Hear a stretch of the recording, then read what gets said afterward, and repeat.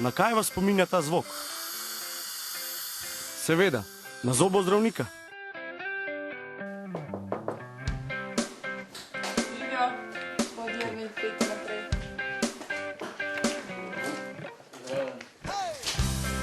Da bi prebil let in premagal strah, sem se najprej pozanimal, kako lahko postane zobozdravnik. Študij traja 6 let v Ljubljani na medicinski fakulteti, smer za zobozdravnika oziroma bivša stomatološka smer.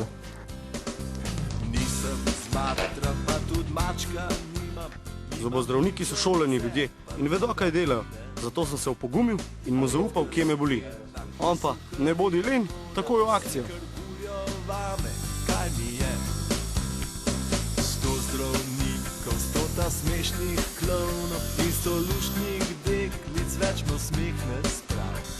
Vsi se trudijo, ampak dobro. To srečo imam, da si delovnik lahko organiziram sam. Vse imam po dogovoru s pacienti. Za različne težave rabiš različne časovne termine. Za enega rabiš več, za enega rabiš pa manj. Za nekoga rabiš 2 uri, za nekoga pa bom rekel 15 minut. Bolelo ni, ampak sem ga vseeno hotel ugrizniti.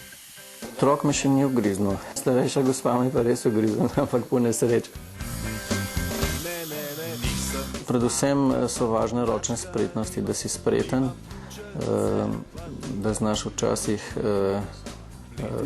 biti tudi malo psihologa, ker imaš delo z ljudmi. Tako da zna biti naporen, včasih tudi navarno, če imaš delo z rizičnimi pacienti. Že dosti, recimo, da delaš v času gripe, ni pa samo slabih strani, ta poklic ima tudi lepe stvari. Se pravi, če te veseli delo z ljudmi, pa predstavlja vsak človek je nov izziv. Da gre zadovoljen z ordinacije, so zadovoljni s tabo kot s terapeutom.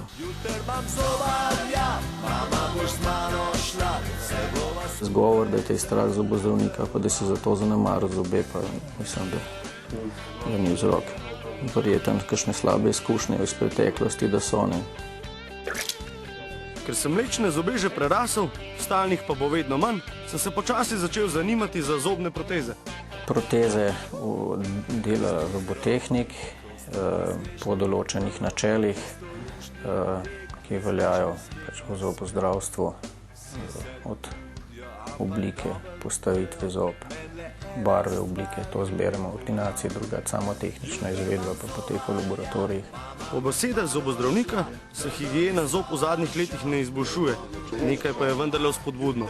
Mogoče, če bi primerjal s te srednješolce, recimo gre na boljše. Ker sem mirno sedel in ni čukal, me je zobna asistentka na koncu nagradila. Zobozdravniki so prijazni ljudje.